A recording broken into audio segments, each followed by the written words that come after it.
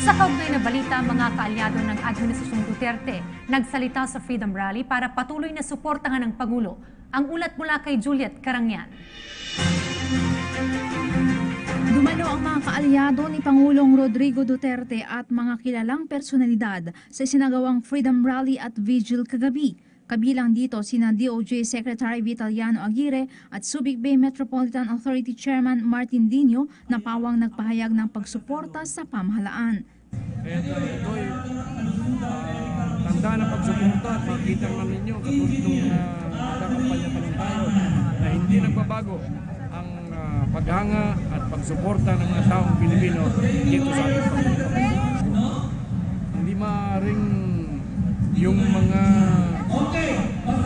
hindi nagtagumpay nung nakaraan ay siyang may gusto lang silang mumuno sapagkat walang katay-daylanan para palitan natin ng ating Pangulong Duterte. Ibig ko sabihin, magkaroon ng katinoan dito sa ating bansa, ibabalik niya ang katinoan.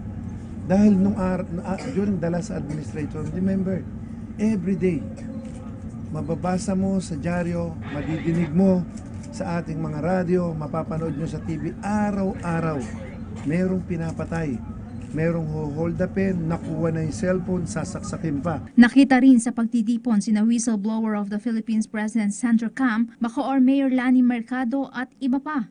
Sa mga dilawan dyan, sa mga yellow tides, huwag nyo nang sisihin.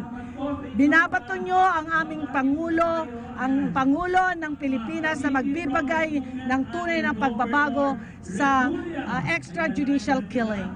Pero hindi nyo naisip na itong Senadora Layer de Lima, siya po ang nanguna dahil sa kanya nagkaroon tayo ng narco-politics. Pagsuporta sa ating mahal na Pangulo Duterte dahil po sa paniniwala po namin sa kanyang mga pinaglalaban sa ating pong bansa, war on drugs, ang pakikipaglaban po rin sa korupsyon. Samantala, hindi lamang sa social media ay dinaan ni na MTRCB Board Member Mocha Yuson at Greco Bellica ang kanilang pagsuporta kay Pangulong Rodrigo Duterte, kundi maging sa nasabing event din. Protektahan siya and to stop destabilization of the Philippines dahil meron dyan na mga kalaban ng pagbabago na gustong patalsikin ang lehitimong gobyerno.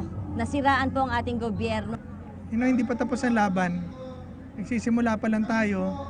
So, ang gugulo na naman ang kalaban. But we want a drug-free Philippines. Gusto natin ang maasensong bansa. Ayaw natin sa corruption. That's why we're doing this. Because they're doing everything, the Liberal Party is doing everything in their power, to organize, destabilize, cast intrigues. Para sa PTV News, Juliet Carangyan.